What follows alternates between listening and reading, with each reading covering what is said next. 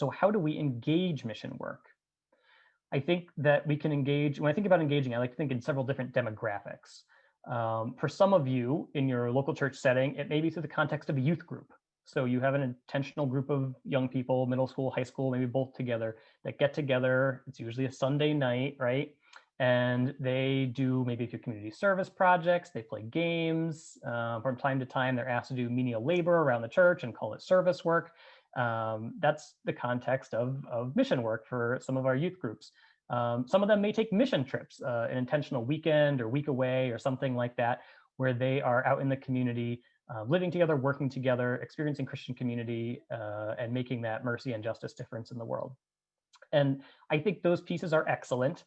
And I think there are other ways to think about mission work for youth and for young people. So I would encourage all of you to think about mission work for youth and young people in the context of family missions, particularly in this moment now when we're thinking about how to keep groups of people separated. And as Ryan mentioned, with family ministry through Silver Lake, can our family groups be intentional groups that are working together to do service work in our communities? And also intergenerational work. The church is one of the last intergenerational institutions that exists in our society, in American society, and it's really important to have intergenerational connections for young people.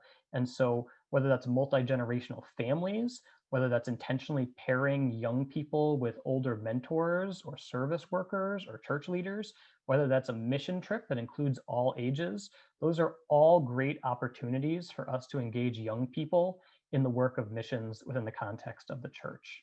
And some of them, I think, get less attention than they should.